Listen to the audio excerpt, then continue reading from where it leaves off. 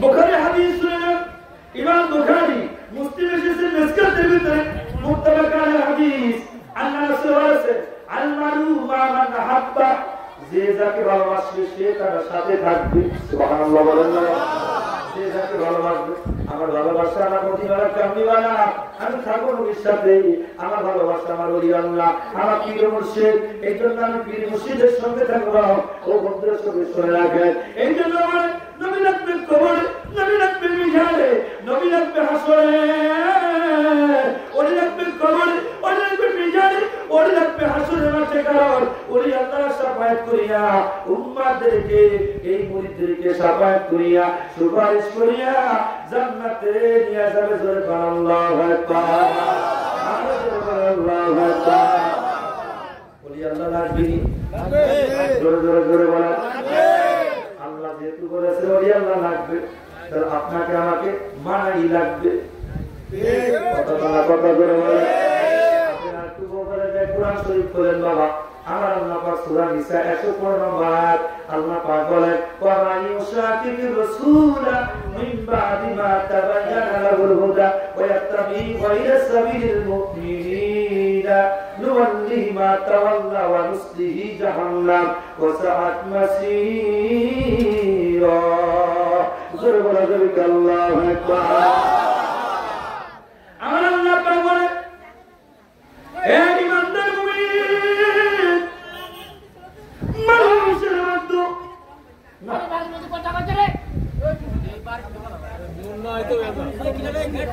কেউ বুঝিতে পারে না রে ওলি আল্লাহর খেলা, আমার দয়াল বাবার খেলা।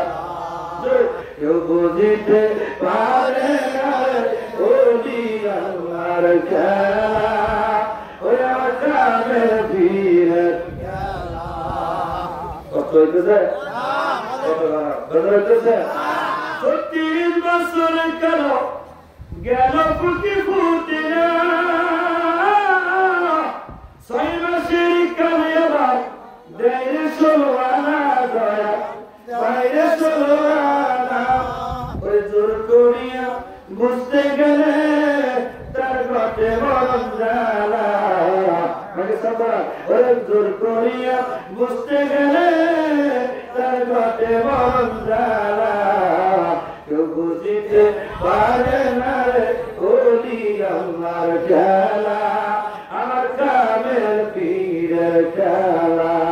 লা ইলাহা ইল্লাল্লাহ, লা ইলাহা ইল্লাল্লাহ, লা ইলাহা ইল্লাল্লাহ, লা ইলাহা ইল্লাল্লাহ, লা ইলাহা ইল্লাল্লাহ, লা ইলাহা ইল্লাল্লাহ, মুহাম্মাদুর রাসূলুল্লাহ সাল্লাল্লাহু আলাইহি ওয়াসাল্লাম। একটা জবান বন্ধ রাখবেন না, আওয়াজ করে বলেন আল্লাহু আকবার।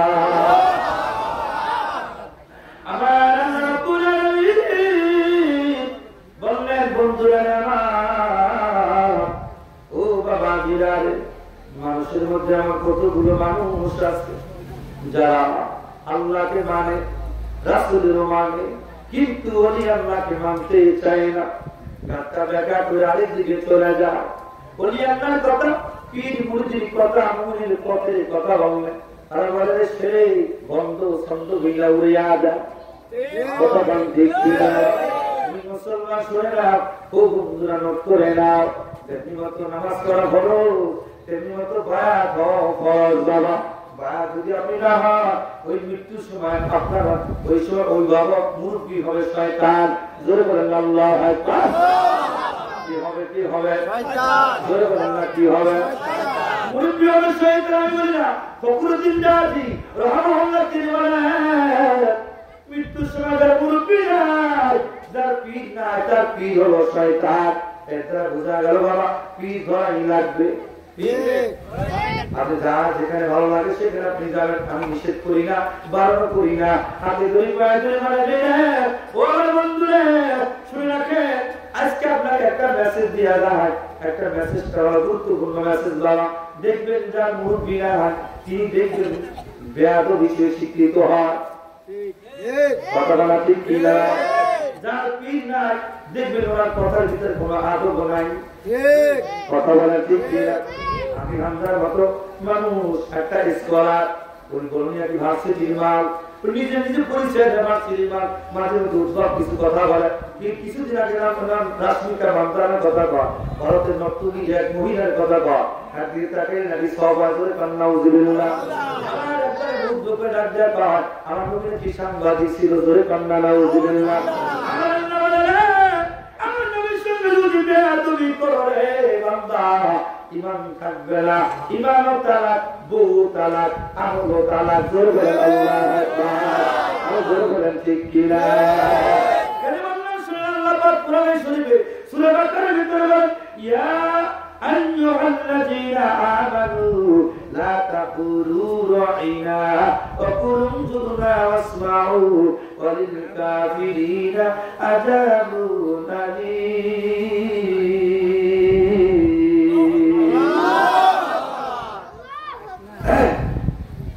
আমার আল্লাহ পাক বলে, তোমরা একে অপরকে যেভাবে ডাকো, যেভাবে তোমরা একে অপরকে ডাকো, আমার নবী তুমি সেইভাবে ডাকতে পারবা না। কারণ নবী ডাকার ক্ষেত্রে আদবের প্রয়োজন।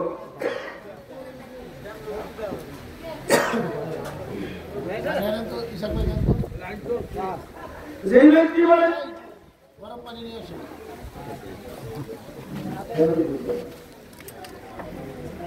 আমার আল্লাহ রাব্বুল আলামিন বললেন, নবীজিকে তোমার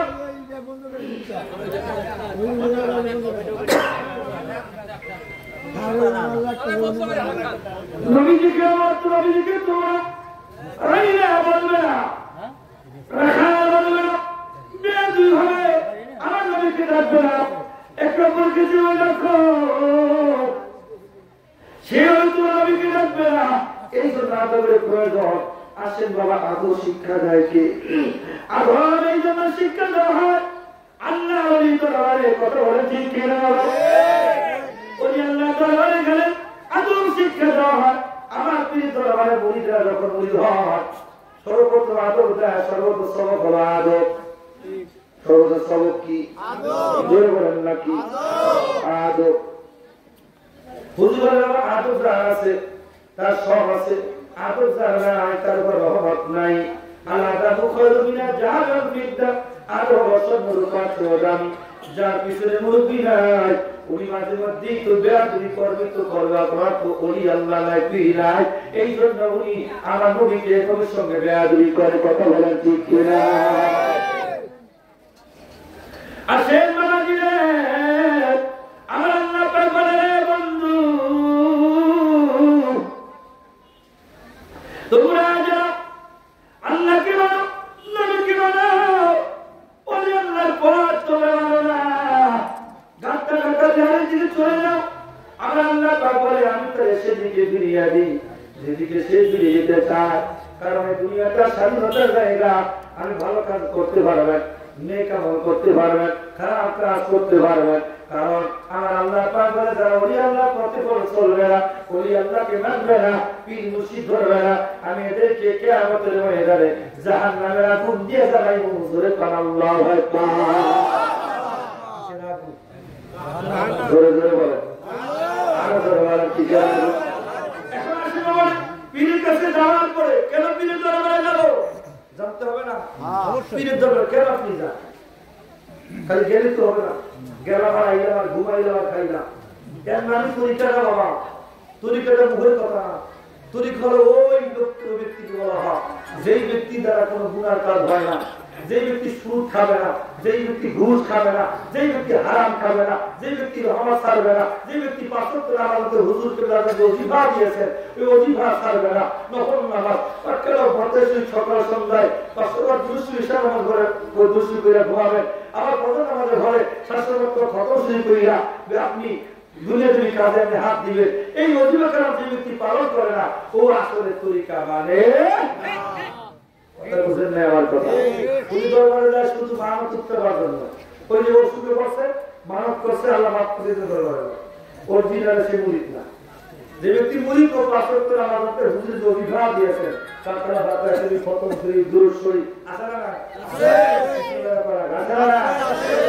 জাকেরা অনেকে যে ক্ষেত্রে নামাজ পড়ে অনেক জাকেরা নামাজ পড়ে না হুজুর আপনি মুরিদ নামাজ পড়ে আপনি যে নামাজ শিখা পৃথিবীতে এরকম নামাজ কেউ শিখাইতে পারে না কথা বলেন ঠিক কিনা নামাজ কেমনে পড়বেন কোন তরিকায় করবেন কেমনে দাঁড়াইবেন কোন খেয়াল করবেন কিভাবে ডাকবেন আল্লাহকে কি স্মরণ করবেন সবকিছু pie to pie step by step ধাপে পর ধাপ বাবারে মাকামের পর মাকাম স্তর করে স্তর সুন্দর করে বুঝে যা বিশ্ব জাকের মসজিদ কথা বলে ঠিক কিনা সেই ধরনের নামাজ হয় না কি গল্প যে হুজুর কেবলা শরীয়তকে প্রধানত অনেক ঊর্ধ্বের জিনিস যে হুজুর একটা মুস্তাহাব কাজা করতেন না ধরে বাংলা সুবহানাল্লাহ আগে আসেন বাবা জিরে ওলি আল্লাহ দরবারে আপনারা ওলি আল্লাহ মানে না ওলি আল্লাহ দরবার মানে না ওলি আল্লাহ মাজার রামতে যায় এদের ইতিহাস ও নিকৃষ্ট ইতিহাস এদের পূর্ব জামানায় নবীর জামানায় এরা বড় বড় উঁচু কবর ভেঙে সাহাবীদের কবরগুলো ভেঙে মা আতা সাদিয়াতু হালিমাতু সাদিয়াত মাজার ভেঙে এবং অনেক অসংখ্য মক্কা মদিনার বড় বড় সাহাবীদের মাজার ভেঙে গুড়িয়ে দিয়েছে আব্দুল ওয়াহাব মুজদিরি কুশতি রাদিয়াল্লাহু আকবার এরা শুনিয়ে দেয় না ওই আব্দুল ওয়াহাব মুজদি উনি যখন মক্কা মদিনায় এসে ভাষণ দিলেন কারণ মক্কা মদিনা তোমরা জানো মক্কার স্থির থাকবা মদিনা রওজা শরীফ যদি ভেঙে ভূমিদ্ধ সাগরে বাসি এটা আকার মানুষের থেকে বাঁচতে ধরে নাউযুবিল্লাহ এই নবী কয় মক্কায় যাইবা মসজিদে নামাজ পড়বা মসজিদে যাইবা মসজিদ দেখার জন্য যাইবা মদিনায় যাইবা না আল্লাহ এই নবী কইতেছে বর্তমান এখন কয় বাবারে মদিনায় যাইবা কিন্তু নবীর দরবারে যাইবা নবীর রওজা শরীফ যাইবা না সে নবী কি বলে সহিহ মুসলিমের হাদিস জামে তিরমিজির হাদিস আল্লাহ রাসূল বলেন মান যারা কবরি ওয়া তাবাসসাহু শাফাআতিহি ইয়াসমাউ ইয়াউমাল কিয়ামা যে ব্যক্তি আমার রওজা জিয়ারত করলো তাকে সুপারিশ করা তাকে উকারাতি করে জান্নাতে নেওয়া আমি নবীর জন্য ওয়াজিব হয়ে গেল আল্লাহু আকবার যাইতে পারলাম না মদিনা যাইতে পারলাম না মদিনা দেখতে পারলাম না মদিনা যাইতে পারলাম না আমি অসহায় তাই এত দূরে রই আমি অসহায় তাই এত দূরে রই শুধু সালাম জানাই মদিনা যাইতে পারলাম না মদিনা দেখতে পারলাম না মদিনা যাইতে পারলাম না ওলি আল্লাহ দরবার কেন দেশ রাখে ওলি আল্লাহ দরবার যাওয়ার কারণে আদব শিখেছি এক নম্বরে আদব আদব কি শিখেছি বাবা আদব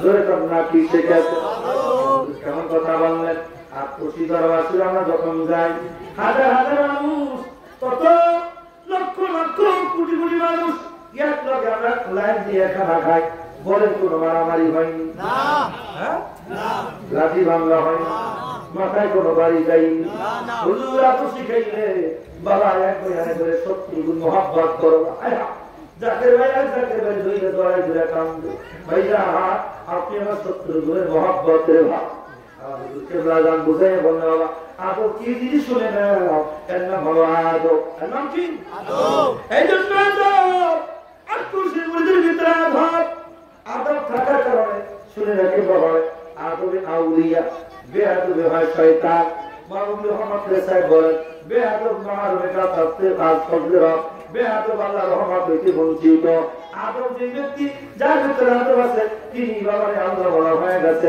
আদব ছাড়া কেউ আল্লাহ বলি হইতে পারে নাই জোরে বলা যাবে আল্লাহু আকবার কেন কেন বললাম এত বড় বড় বলবো না কষ্ট হইছে না বলে আমার কষ্ট হইতেছে কথাগুলো বলছি কি গুরুত্বপূর্ণ কথা তরিকতের জন্য কত গুরুত্বপূর্ণ